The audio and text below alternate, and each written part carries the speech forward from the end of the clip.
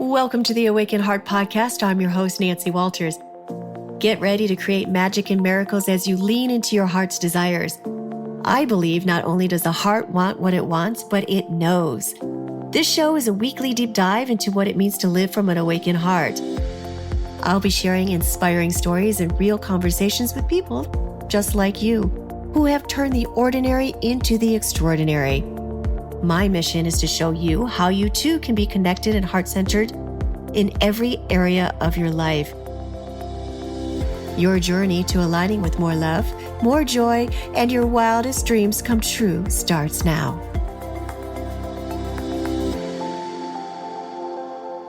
Welcome back to the Awaken Heart Podcast. I'm your host, Nancy Walters. I have a very special guest today. Kute Blackson is joining us on the Awaken Heart Podcast to talk about surrender and how surrender isn't about giving up, but it actually opens you up to so much more than you could have ever imagined possible. And with everything that's going on in the world right now and everything that we're seeing that is at the time of this recording looks like it's gearing to come back at us, aka the recent events of the last couple of years. And because of that, there couldn't be a more important time than to have this conversation about surrender. Typically, surrender is considered passive, but Kute wants to show you it isn't about giving up. It's about being strong and courageous. The act of surrender can lead to inner peace, personal growth, and a sense of liberation from the burdens of trying to control everything. Surrender doesn't mean giving up, but rather finding strength in embracing uncertainty and allowing life to unfold organically. Kute's work has changed thousands of lives around the world and is widely considered the next generation leader in the field of personal development. For over 20 years, Kute Blackson has been inspiring audiences around the world. His electrifying presentations not only offer real-world, practical ideas and soul-stirring wisdom, but also ignite the heart and inspire courageous action. Kute is also a national best-selling author of You.Are.The.One and his new book, The Magic of Surrender. His mission is simple: to awaken and inspire people across the planet to access inner freedom, live authentically, and fulfill their life's purpose.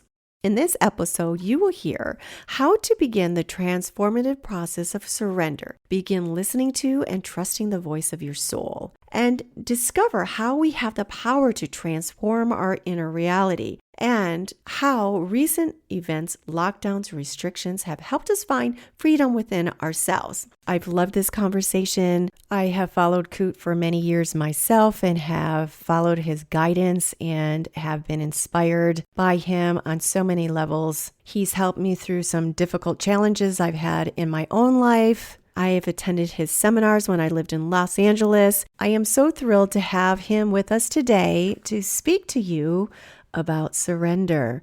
So without further ado, here is today's guest, Kute Blackson.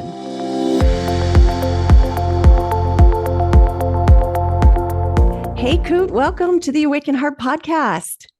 It's good to be here. It's good to have you here.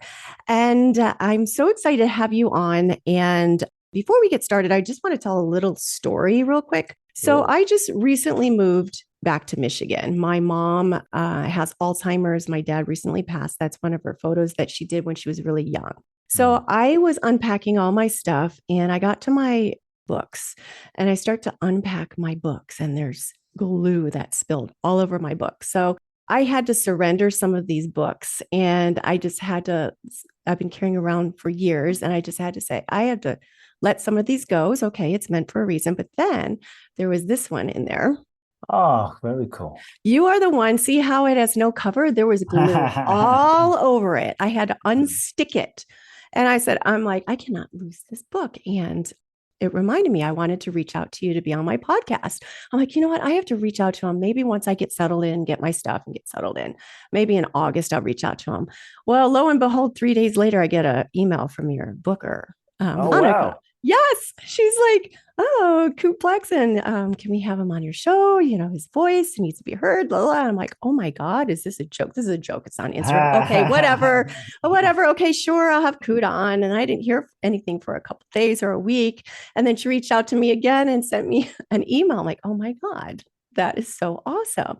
So Kute, you were when I started this podcast like 2.5 years ago, and I know you Mhm. interviewed with Michelle Sorrell recently. I'd taken her master class with her and an accelerator course. You were the one that I always wanted to have on my show. And I was just getting a lot of shows under my belt, and I've been meaning to reach out to you. And look at it, came full circle. So I'm so excited to have you on here, Coot. Your voice is, you've helped me so much in my own lifetime. I've been following you for many, many years. I first heard, I think you were doing something with Michael Beckwith. There was something Okay. on there, and I heard your voice, and you had all this energy. And I Mm. had just gone through this horrible breakup. Mm. And you were doing a glow event in Los Angeles, and I went to Mm. that. And then it led to the Man Breakthrough experience. And then it led to transformational coaching with you. And then this book, before we get to the one that you just wrote, Magic of Surrender, this book you offered, if anyone that bought You Are the One, I think everybody should pick up this book. It's pretty amazing. You offered a 2-day manifestation seminar Oh, for wow. anyone that had bought the book, and you go full out. Like, it was 2 full days Wow. of a conference. So I got to attend that as well. So welcome, welcome, welcome. Your voice is one that I've always wanted my audience to hear. And you've got such a beautiful message all around about how powerful we are and how it's just surrendering and allowing life to move through us. Mm. And for my audience members that don't know much about you, can you give a little background about yourself? And you've got such an amazing story about where you Yeah. came from, your family, your father, and this beautiful book that looks, it's written almost like an ode to your mother and your love for your mother and how it taught you so much. Mm. Yeah, look, in a nutshell, I could probably talk for days on my history and background. I was born in Yes. Ghana, West Africa. My father's from Ghana, mother's Japanese, grew up in London, live in the US. So I feel like I'm a citizen of the world from everywhere and nowhere all at the same time. But for me, from a very young age, I was a very empathetic kid, so I would feel people's pain very deeply. And there was always a part of me that wanted to alleviate suffering in some way. I just didn't know how to do that or what form that would take. And so as a child, also one of my first memories, some would say I had a bit of an unusual childhood, but for me, it just felt normal. It's all I knew. And one of my first memories as a young boy, I remember seeing a crippled woman crawling on the floor and on the ground, and she picks up the gravel, the sand that this man walks on, wipes it on her face, and stands up. And so week after week, I grew up seeing, I guess, miracles, blind people seeing and people standing up out of wheelchairs. And the same man whose gravel was picked up would look at this woman in a wheelchair and say, "Why are you in this wheelchair? You're not sick, stand up." Or he would look at someone who would come in with crutches and they couldn't walk, hadn't walked in years, and he would say, "Throw your crutches away." And so this man was my father. He built 300 churches in Ghana, West Africa, a huge church in London, hundreds of thousands of followers, 5,000 people every Sunday, kind of like an agape-ish type of thing in the UK, sort of. My father's sort of a cross between TD Jakes, Michael Beckwith, and Sai Baba / Muktananda rolled into one. And so I grew up with a sense of possibilities. I didn't know, like, it was normal for me. I didn't know that miracles, the miraculous, wasn't possible because these were things I saw with my own eyes, day in, day out. And so as a young boy, um, around age 8, I was thrown into the audience, and that's when my speaking career began. And my father said, "Speak." And so words started coming out of my mouth, and that began that journey. And at age 14 was another pivotal moment when I was ordained as a minister. Imagine a 14-year-old kid being ordained, but I was basically given the mandate to take over my father's organization. And that's also when I knew that basically my entire life was set out for me, but I knew in that moment that this was not my path, this was not my destiny, this was not my future. It was a deep knowing inside of me. But I think, like many of us, I was too afraid to follow my heart. I was too afraid to follow my knowing. I was too afraid to follow my truth. My fear was, if I spoke my truth, then I would lose my father's love, and I would be outcast, and I'd be alone, and I'd be by myself. And so I said nothing and went along with it for 4 years of just trying to fit myself into a box of becoming who I thought I needed to be in order to get love and validation and approval, and became miserable in the process. And so 4 years of just squelching my truth, I turned 18 and I looked into my future. And as I looked into my future, I saw I had certain decisions to make. And this was another, you could say, pivotal moment in the course of my life. Whereas I looked into my future, I saw that I could take over my father's churches and, fulfill the expectations of my father and everyone else around. But as I projected into my future, age 20, age 30, age 40, age 50, age 60, on and on, I saw that if I didn't have myself, if I didn't have my integrity, if I didn't have my own heart, my own soul, my own truth, what kind of success is that? That you can't be truly fulfilled and happy being someone that you're not. You can't be truly fulfilled and happy living someone else's life. And that if I lie, and I saw that if I lied to myself as a young man, I would literally have to lie to myself for the rest of my life in order to get love and validation and approval. And yet I was terrified because this was all I knew. And so I basically renounced everything. I knew what I had to do. It was one of the most difficult things for me in my life, because I loved my father, even though we weren't close, and I wanted to make him happy and make everyone happy. And there was so much pressure on me as a young man. And yet I simultaneously felt this undeniable calling in my soul. I felt as though something was pulling me specifically to go into the field of personal growth and spirituality, because as a young kid, I would sneak into my father's into his office, and he had literally 1,000 books of self-help, spirituality, Osho, Krishnamurti, Wayne Dyer, Louise Hay, Deepak Chopra, Marianne Williamson. And so as a 10, 11, 12-year-old kid, I began to become obsessed with transformation and self-help, and just trying to understand, who am I and why am I here? What's the purpose of my life? Where do I come from? Where are we going? And so this became my, you could say, obsession. And so all the books I read, many of the modern day authors, Jack Canfield, Marianne, Louise Hay, they lived in LA, they lived in Southern California, they lived in San Diego. So for me, this was the Mecca. And so I felt my soul calling me. It was something that was beyond me. And I think when your soul guides you, when your soul moves you, when your soul gives you a directive, it often doesn't make sense to your mind, and it's often not convenient or comfortable, but I knew I had to listen to my soul. And what I found throughout my life, and we can talk about different examples, but what I experienced throughout my life is that whenever you listen to your soul, even if it doesn't make sense, you will, and you don't compromise that guidance, you will always end up in the right place at the right time with the right people doing the right thing, even though the route that you take may not be the one that you most expect or make sense. Things will often make sense in retrospect, looking back. But if you follow your soul, you will never be off track, even if the track that you think you're taking isn't the right track. It's always the right track. And so I've seen it in my life, the power of letting your soul lead, the power of being guided by your soul and being obedient to your soul. And so that's what I chose to do. And knew I had to have that conversation with my father, which doesn't sound like a big deal. Have a conversation with your dad, yeah. But for me, my dad was this figure, and I grieved it for 4 years before I could muster the courage to have that conversation. And I had that conversation shaking and terrified.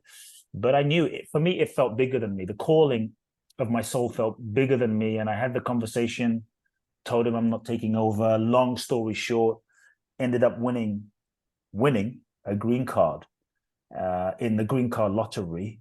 And that's what enabled me to come to the US with 2 suitcases, $800 in my pocket, and just following a dream as an 18, 19-year-old kid, just landing in LAX, Venice Beach, and following my dream. I went and found many of the mentors and teachers that I read about, the Wayne Dyers and Louise Hayes and Marianne's of the world, and studied with some of them, learned from some of them, and went through my own evolution and journey as a young man. And I got to the point which really sort of set the foundation for what I'm doing. But I got to the point where I was tired of reading the books. I was tired of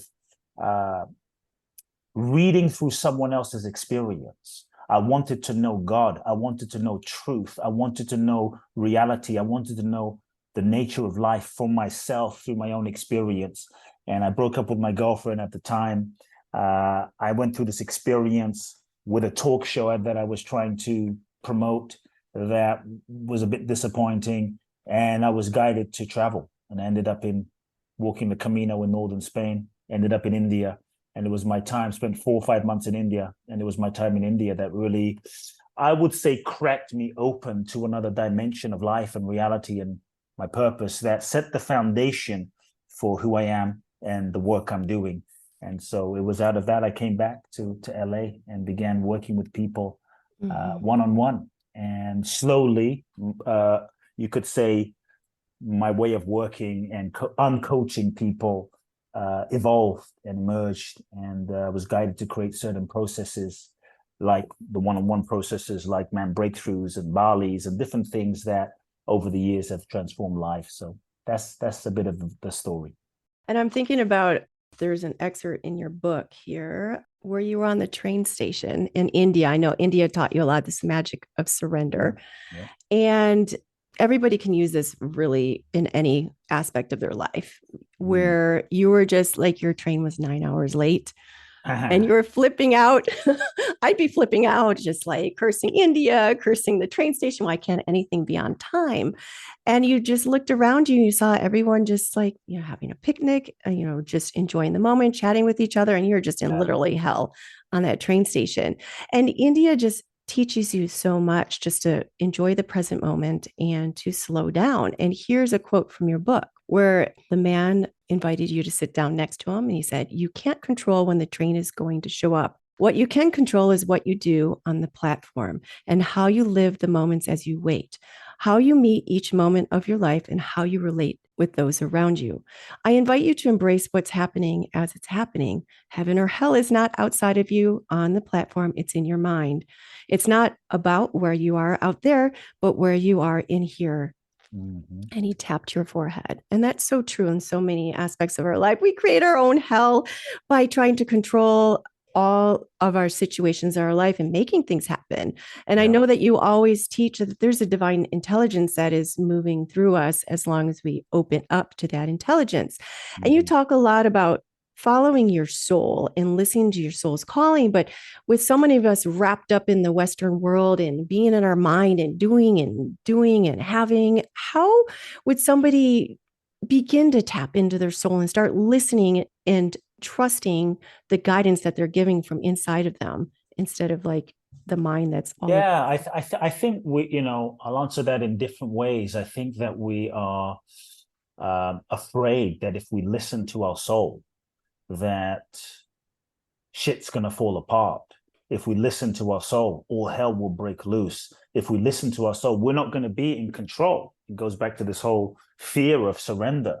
And so I just kind of want to address this idea of surrender because it's connected. There's this fear of, if I really let go and trust bigger than myself or what I think of as myself, the worst is going to happen. Like if I surrender, this idea that surrender is weak, surrender is passive, that if you surrender, you won't manifest your goals, dreams, and desires. If you surrender, you're going to be led astray, you're going to be a victim, you're going to be a doormat, you're going to be taken advantage of, you're going to get less. And I actually think, no, if you truly listen to your soul, if you truly surrender, what if you got more? What if you got more than you could have planned and intended with your conscious ego, personality, intention, and awareness and willpower? What if it was better and maybe not what you expected, but better? And so for me, surrender and this path of listening to your soul is a different path than we're trained and conditioned to by society and life and media and education. It's a letting go of control, or I should say, the illusion that we are in control in the first place. Because to me, control is a master addiction. Surrender is when we stop trying to force life to fit our limited idea of how we think it should be and who we think we should be and how we think a relationship should be, so that we can be available and open to this divine intelligence, this intelligence of life that is functioning and unfolding. There is an intelligence of life right now that you and I, as you and I are speaking, it is breathing you. It is breathing me. We're not sitting here going, oh my God, I have to breathe, I have to do some special breath technique, I have to like hold my nose, hold it. It's like breathe. It's just freaking happening. You don't have to do anything. You can be Pablo Escobar, a murderer, a rapist, a yogi, a guru, a saint, a sinner. The breath is happening. Mm-hmm. You know, this intelligence knows exactly how to digest your food. You and I aren't sitting here going, oh shit, digest. It's happening. And somehow we've sort of lost touch with that intelligence because we've been conditioned, you know. And so I think part of why it's become hard to or feels hard to truly surrender and let go and trust our soul, simply because we've been conditioned, and we've been conditioned to identify ourselves as the ego. And it's the ego that resists surrender. It's the ego that resists letting go. It's the ego that resists letting go of control, because we mistakenly have this idea that it's well intended, but it's limited. If I can control everything, if I can control the way you see me, if I can control my emotions, my feelings, if I can control the government, the world, the weather, my pet, you know, my pet chihuahua, if I can control my children, if I can control everything and everyone, then maybe I won't get hurt again like I was hurt when I was 5.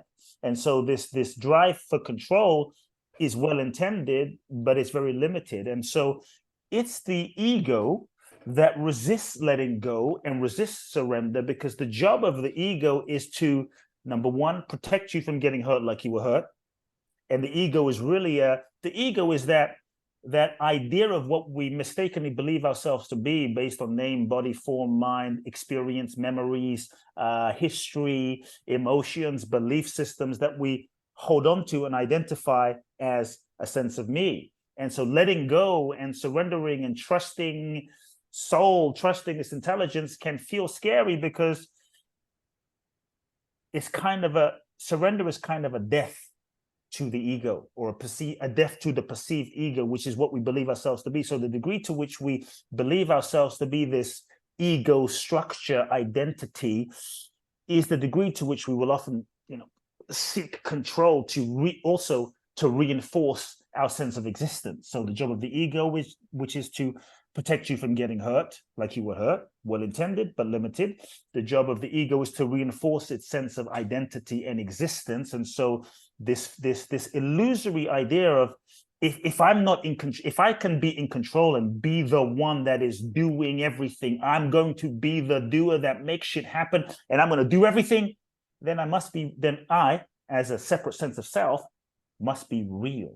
And so this attachment to doing and doership and being the one. My next book should be You Are Actually Not the One. But, you know, this idea that we are the one in a small sort of Y and small O is what blocks the flow. Because look, even Jesus, who for me was a great mystic, he was a way shower that showed us the possibility of who and what we truly were and our true divine consciousness. He was a miracle worker, but he said, it's not I, limited I, that does the work. It's the Father, call it whatever, the Father, the divine, the mother, consciousness, infinite intelligence, that does the work through me. So he knew the code.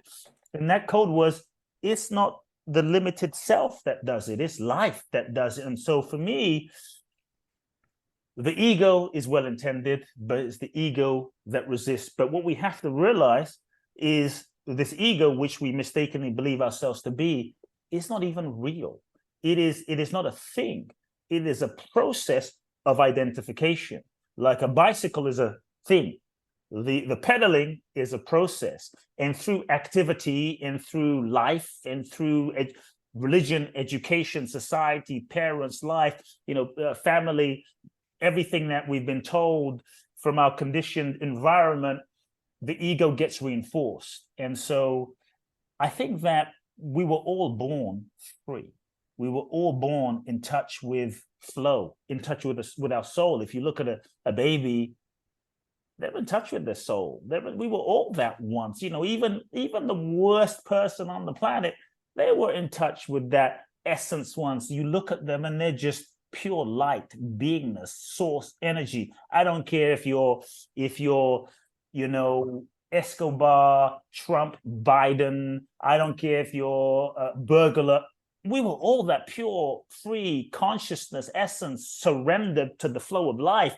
At one time, we cried when we felt like crying. We pooped when we felt like pooping. We would jump on the table and just dance. There was no self-consciousness. You look into a child's eyes, they're just being, they're just free. And so what happens is we slowly start getting conditioned.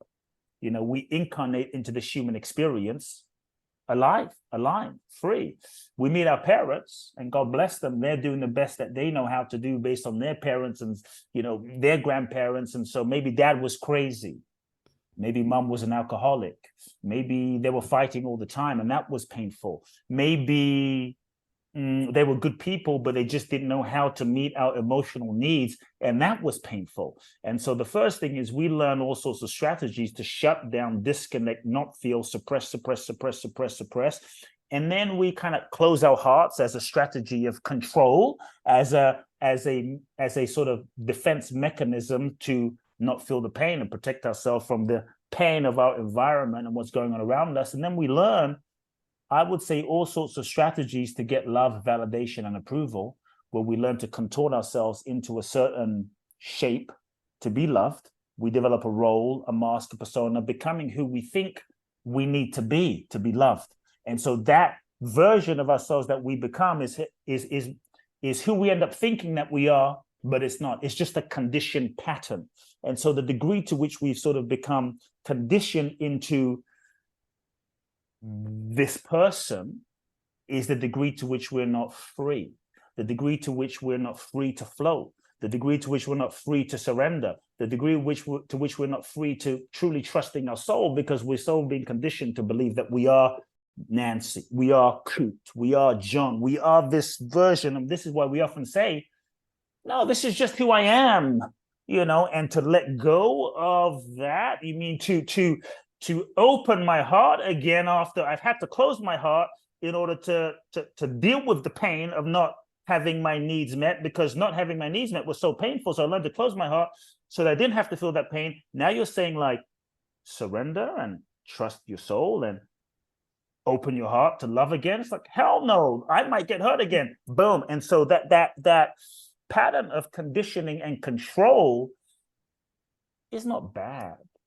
It's well intended. It can be frustrating, and we sometimes get mad at ourselves, but when we understand that the set of patterns is not who we are, and the set of patterns has a positive intention, then we can step back and I think learn how to love ourselves really through those patterns, and learn how to start meeting some of those resistances, some of those ways that we control, which are really rooted in fear. And well-intended, we can start meeting some of those resistances and closures with compassion and with love and grace and tenderness. And I think the more we can bring loving to those parts of ourselves, the more healing can happen. And so I think that's where a bit of space can happen. And that's where sometimes we have to surrender to the fact we may not be surrendered. We may not be fully trusting our souls, and know that that's okay, and meet ourselves with love. And when we can hold our fear and our resistances with love and compassion, then those aspects can kind of relax, and surrender can begin to blossom, you know, and surrender can begin to open inside of us. So we don't have to like force surrender, you know. And so it is scary to trust your soul, especially when you don't know where the hell is it going to take you. You know, it is scary to trust the divine intelligence when we've been conditioned to try to understand everything. It's like, if I can understand what everything means, then maybe I won't get hurt again. And so it's a well-intended sort of adaptive way of being that worked for us when we were 5, worked for us when we were 10. The challenge is we're doing it when we're 25 and 35 and 45 and 55, and it begins to limit our full expression, and it begins to limit the totality of the full expression of the divine intelligence moving through us, you know. And so to me, the old paradigm ask a very specific question. That question tends to be like, where are you going? Because you got to know where you're going. You got to know everything. And what do you want? Now, you might get everything that you thought you wanted, but how many of us have had this experience where we've achieved what we thought we wanted, only to realize that what we thought we wanted was not what we really wanted. It was just what we thought we wanted based on who we thought we were, right? And so when we're creating from the ego, and you can create from the ego amazing things, but it will always be limited, because when we create from the ego, we're still creating from the lens of conditioning and the lens of the past. So for me, the question that I invite people to ask in that consideration of like trusting my soul is not what do I want, this limited sense of I, but asking a different question, which is, what is it that life is seeking to express through me? What is it that God is seeking to express through me? What is it that my soul is seeking to express? And rather than sort of like overlay your intention on it, just be available and open. Be available and open so that you can take the limitations off of life. And part of it is allowing yourself to be guided, allowing life to guide you. And many times the guidance of your soul will not make sense to your logical conscious mind.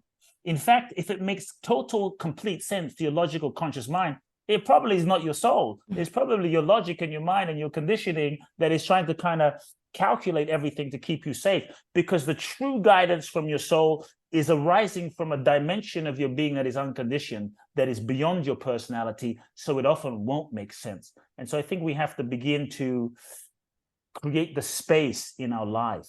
You know, the mind thinks it needs to understand everything because it's another strategy of control. Because if I can understand everything, then I can protect myself from getting hurt. So I think if we can just start creating the spaces in our life to be still, and the spaces in our life to just listen.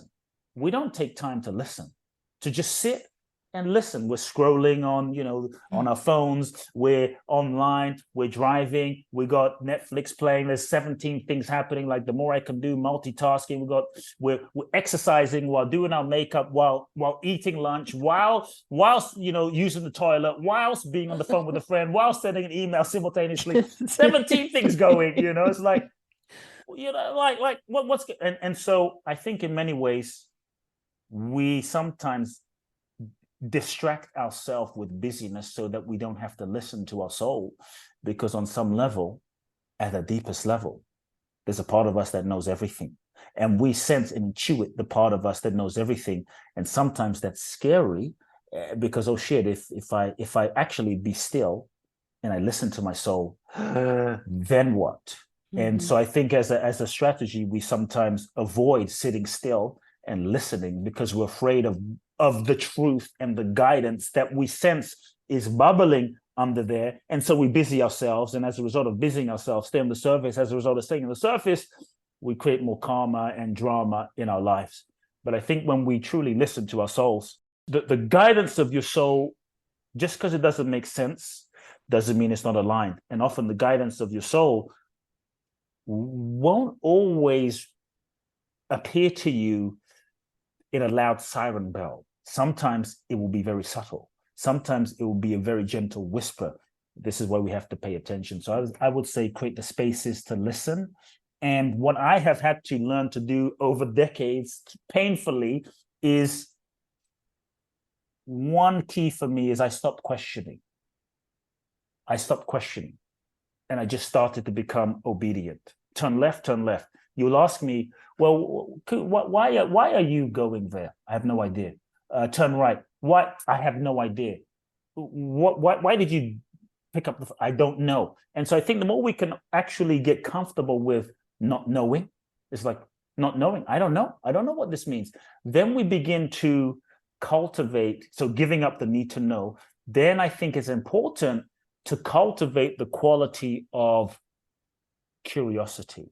I don't know, but I'm available to finding out. I'm available to life revealing itself, to life showing me, let's see why I'm supposed to make this move. I think it's because of this, this, and this, but maybe it's really over here, because sometimes the divine is a cosmic chess player that needs to move things around to position us to be receptive to certain things. And so I think curiosity is important. So I had to give up throughout my life needing to know. And so these days, when I feel a sense, sometimes the sense is subtle. It's like, I've learned to lean into the, something's off.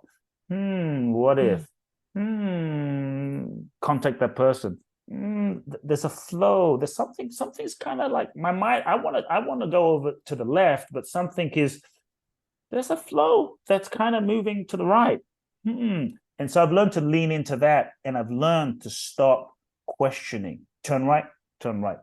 Turn left, turn left. Go up, go up. I don't know. People will say, well, what do you mean? I have no idea. But I've learned to trust that it will be revealed. And I think when we start to, on one level, it's very freeing, because you don't have to know shit. It's like, you don't have to know how to fly an airplane. You just get in the plane and just let the pilot drive you. You just follow the direction of life and allow life to lead you. So on one level, it's very freeing. If you look at it from the flip side, because we often focus on, oh, it's so scary. On another level, if you don't need to know, just show up and go along for the ride, Yeah, just show up with curiosity and listening to that inner voice and being led by it. A lot of people, especially nowadays with the world the way it is, Yes. Yeah, it's how it's a great way for people to approach what's going on in the world. Like I rabbit holed, the whole when the pandemic started, it's like, what is this? But I was listening to people that were empowering me, like Greg Braden. It was Bruce Lipton about how amazing our bodies are and the ability to heal and what this is. So I was never afraid of it. I was always like not in the consciousness of fear. I knew I could be provided for and protected. And then you did an amazing podcast. I was trying to find it. It was probably in May of 2020. This is just after George Floyd. Cool. And yeah, just after George Floyd. And people were in the streets putting black boxes up on their Instagram. People were really confused. Before it felt like the great slowdown and everyone was in this together. And then it was just everyone was divided after that. Amazing podcast about how you don't have to go in the streets to protest. Protesting can be getting on a podcast, sending an email to a friend, sharing something about how we are not our identities. And that we're God, we're spirit, we're all this, and we're putting it into these boxes of identities. And it seems like we're being put into more boxes nowadays with all these pronouns and this movement that's happening that's putting people into these little boxes. And if you don't say the right thing, then they're going to get offended and you're going to get in trouble by it. But we're all coming back to who we all are as a spirit instead of all these 100 different identifications. So I know it's a touchy subject to go into, but let's go. What is how do you see this, and what advice can you give people that are really like, what the hell's going on? Like, I am not this, she, he, I am me. I am that I am. Well, I am, full stop. That's it. I am. And exactly. End of story, end of conversation. I am, yes. On one level. Look, we are infinite, and that's it. We are infinite consciousness. That's all. There's really not much else to say. We are, you could say consciousness, which is what we all are, energy, pure consciousness, source, manifests itself as a multiplicity of form. Consciousness manifesting itself as a multiplicity of form, as me, you, Trump, Biden, Putin, whoever. And so in that sense, there's only one of us really here. And to me, life is like a cosmic play, a one-man, one-woman show with apparent, separation, consciousness manifesting itself as a multiplicity of form, seeking to experience itself in its totality and infinite expressions without limitations on any level, both ways. It's the all.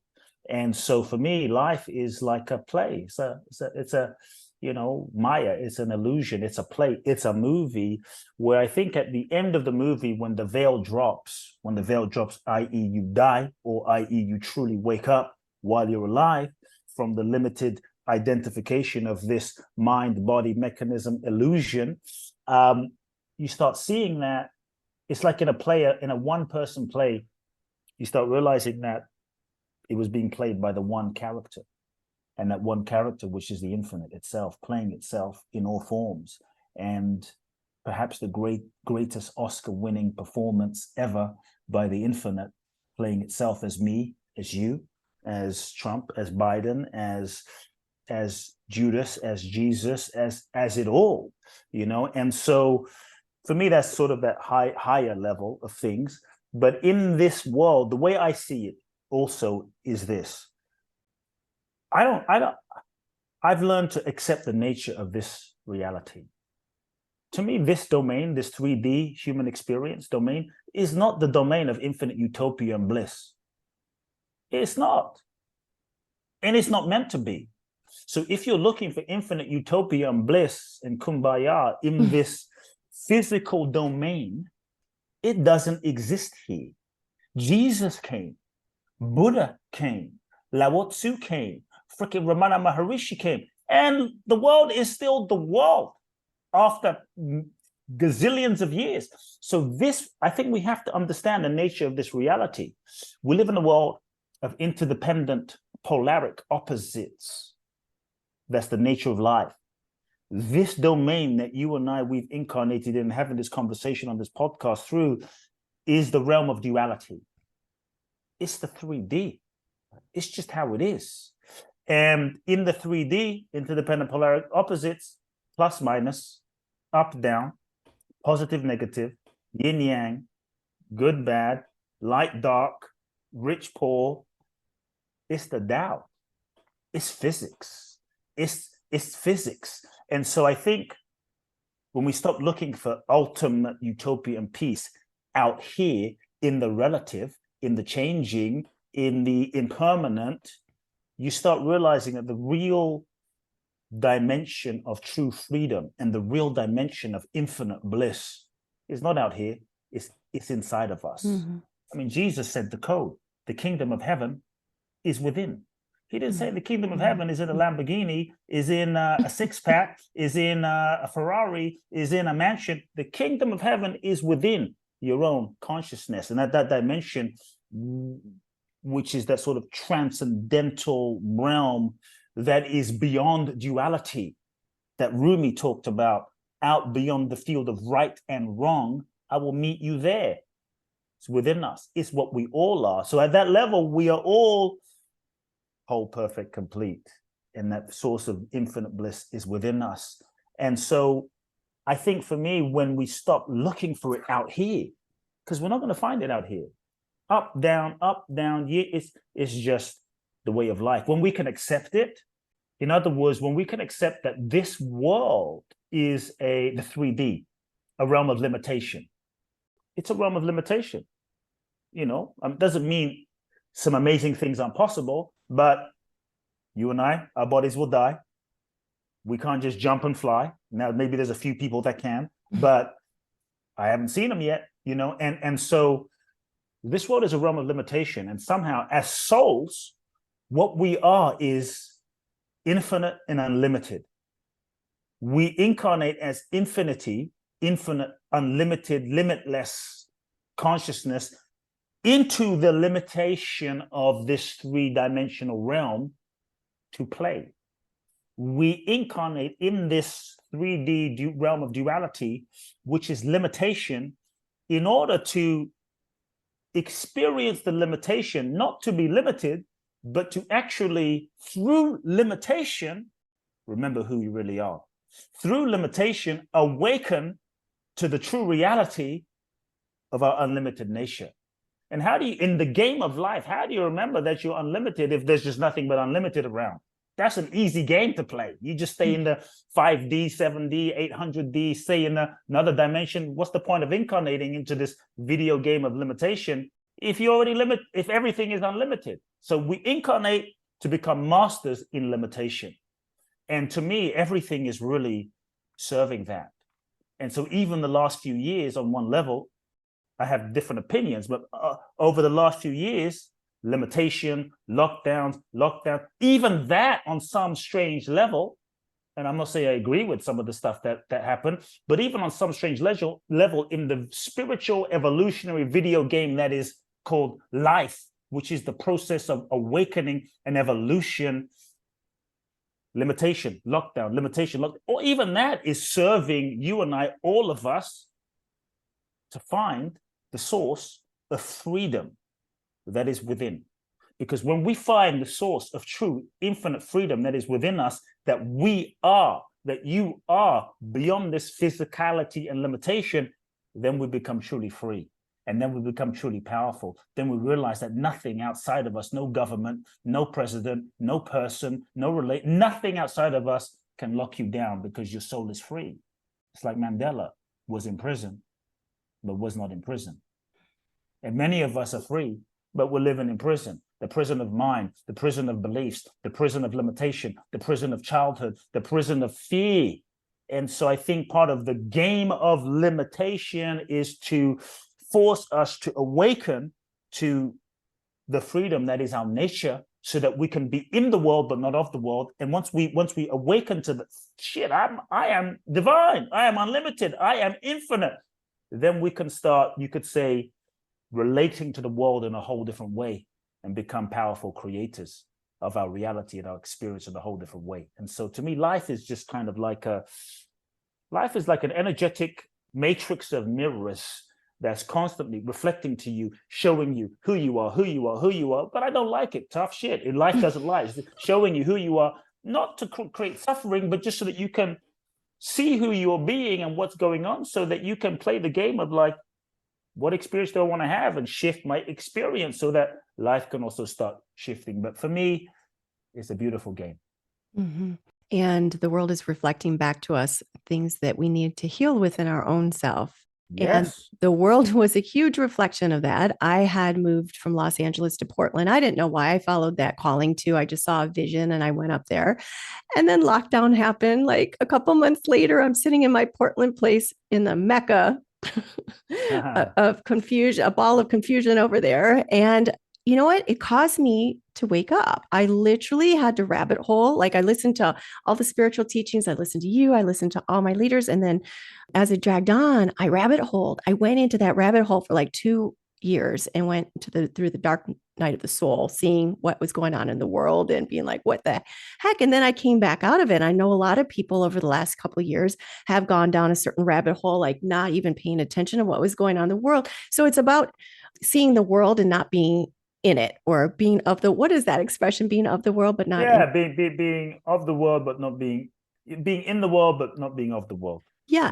You know? Look, and I think, you mentioned something that I want to just touch on, which is the world. Like, yes, a lot of folks, I think, we look to the world like, oh my God, the world is fucked, the world is messed up. Oh my God, what like even as the veil lifts and you start waking up through the rabbit hole, it can also be a little bit depressing and sad and like, oh my God. But I think in many ways, the world that we see is a mirror manifestation and projection of the totality of the consciousness of all 8 billion of us combined.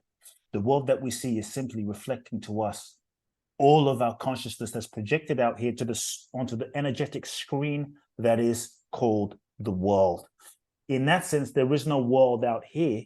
The world out here is a reflection of all of our consciousness that is projected. And so I think we can look at a president, we can look at a Trump, Biden, whoever. To me, I don't really care about them. We can look at them and go, oh, this person is evil, this person is bad, this person is a liar, this person, and all of that, if we're not careful, can be a avoidance of looking at ourselves. Because if the world is a mirror manifestation of the totality of our consciousness combined, sometimes people might feel helpless, like, oh my God, what can I do?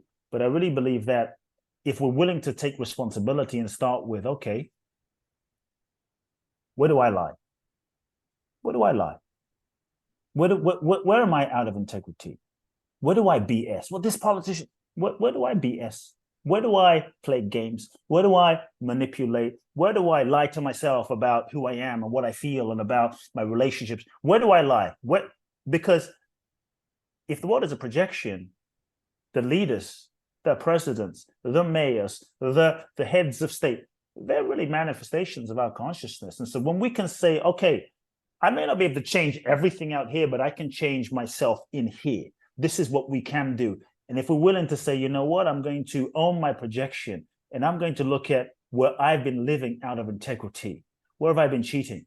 Where have I been stealing? Where have I been not true to myself? Where have I been lying?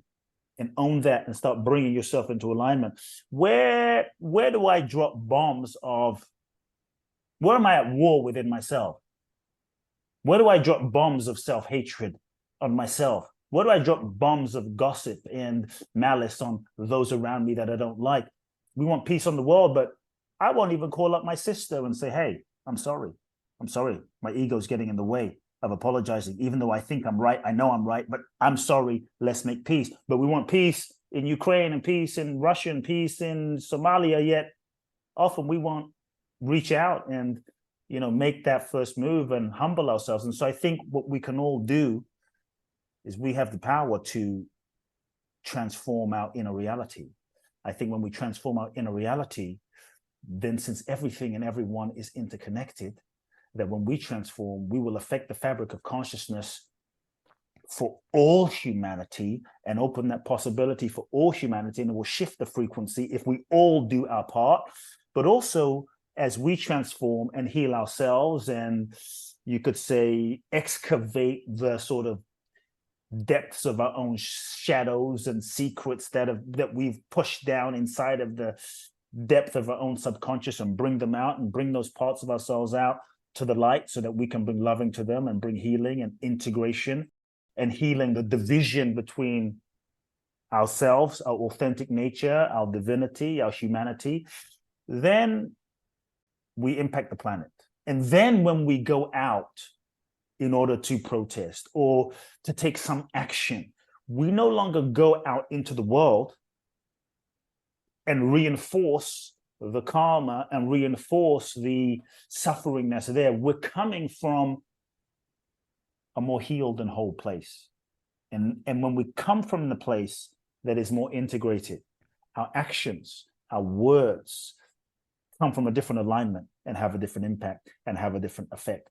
That's what I sense. So it's like you said, the kingdom of heaven is within, and we're taking radical responsibility for our own, not placing the blame out there. It's them, it's you, it's you. It's like, that's what we're seeing happen out there. But when we can bring it home to ourselves, that's where where change can happen. Yes. And I think that's what we can do.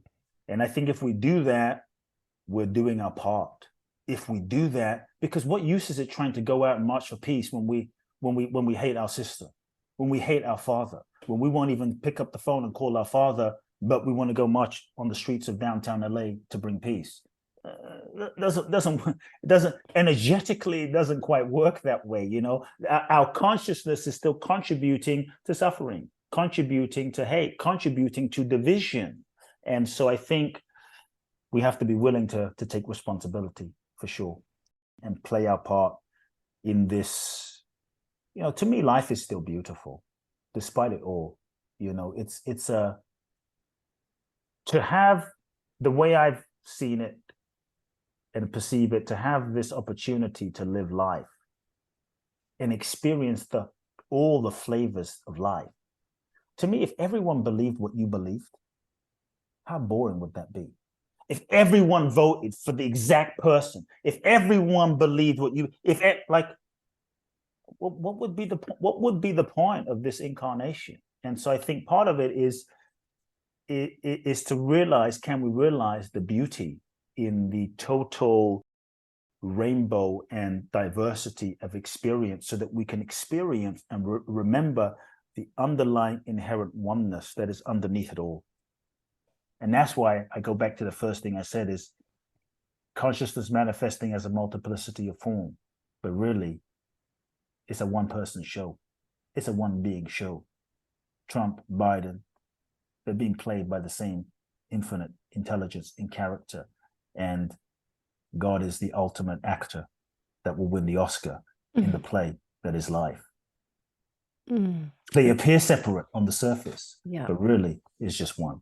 Because look, if there were no sick people, would there be Mother Teresa? If there was no Judas, would there be Jesus? If there was no apartheid racist folks, and I'm not saying I'm condoning that, obviously, let's just make that clear. But would there be a Mandela? And so on some level, the coin is one. The flip side of that coin is just one coin. We're one humanity, one consciousness, just experiencing itself, you know? And so I think for me, life is still, despite its challenges, despite its heartbreak, is devastatingly beautiful. You know, for me, would life be so precious if we didn't have death? We just live forever. Okay. I mean, it sounds like nobody you love ever dies. Maybe. But for me, when my mother died in 2017. I write about it in my book. It was incredibly painful, incredibly heartbreaking, but it cracked me open to the sheer beauty and preciousness and just gift that life is. So if there was no death, would life have value? Would life be as beautiful? And so life isn't beautiful because it's perfect. To me, life is beautiful because it contains the whole. And not that it's always easy, and not that it's always pleasant, and not that there's not tears, but what would the laughter mean if there weren't tears? You know? Mm-hmm. And what would the tears mean if there was not laughter? Yeah, we can't have one without the other. It's the Tao. Yeah, the light side of the moon, you know, the moon and the sun, you have to have polar opposites. And that leads me into, I know that we've got to go. There's so many different topics we could go into. I know you're a champion of the divine feminine and there's polarities and all that. I'd love to, are you still doing the man breakthrough experience? I'm not doing those. Yeah. No, you're not doing those anymore. So I know that Boundless Bliss Bali, you are going to do, it's your last one. I just got your email that it's going to be your last one in December. December's the last one, yeah. Unless God has other plans, but yeah, I'll never say never, but yeah, it's pretty much going to be the last one. I've done 21 of them. This will be number 22, December the 5th through the 6th. Yeah. Okay. So that's going to be in December. And where can people reach out to you and find you or work with you? Yeah, I would say if you feel inspired, Bali, you can go to www.boundlessblissbali.com, find out more information. For those of you that feel a calling to make a difference on the planet, for those of you that feel ready to heal and transform layers of your conditioning, connect with your authentic nature and share your gifts with the world, you can go to that website, www.boundlessblissbali.com.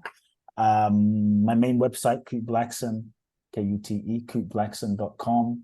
You can find out a whole bunch of info there about my events, upcoming and new events that I'm going to be launching in the upcoming months, and online courses.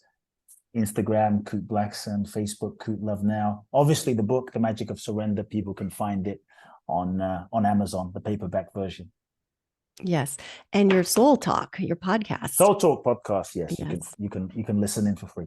Yes, it's excellent, and I'll put that in the show notes. Well, I've so loved having you on. Before we go, there's one more question that I ask all my guests. What does it mean for you to live with an awakened heart? Wow. I think for me to live with an awakened heart is to live connected to my truth and live connected to the truth of who I am, which is divine. You know, I think when we connect to our own divinity, the heart awakens naturally, and we're able to share that with the world, because then we realize that what I am is love. And when we don't awaken to who we are, then we think that love is something that you need to get outside of yourself. That love is something you need to do in order to achieve, in order to get. Then we spend our entire lives becoming who we think we need to be to get the love that we think we need to get and attain and achieve, always chasing it, never fulfilled, never awakened, never living from the heart. But when you realize that your nature is love, what you are is love, that love is not something you need to achieve or get, it's your nature, then the heart can open, because it doesn't have to close to sort of attain or get something, but it's open to just give and share what you are naturally. And so it's realizing that what you are is love. Beautiful. Love now. Love now. Right. Well, Kute, thank you so much for coming on. Everybody, you need to pick up The Magic of Surrender and also his other book. It is You Are the One. You Are Not the One. That will be the next one. You are the one. Thank you, Kute. So good Thank having you. you on. Everybody needs to Pleasure. seek him out. He is amazing. Thank you. Thank you for listening to this week's episode of the Awaken Heart podcast. If you've enjoyed what you've heard today, share it with a friend. And if you haven't already, head on over to your favorite podcast app to subscribe, rate, and review. If you have any comments, questions, or feedback, you can reach me at theawakenheartpodcast.com.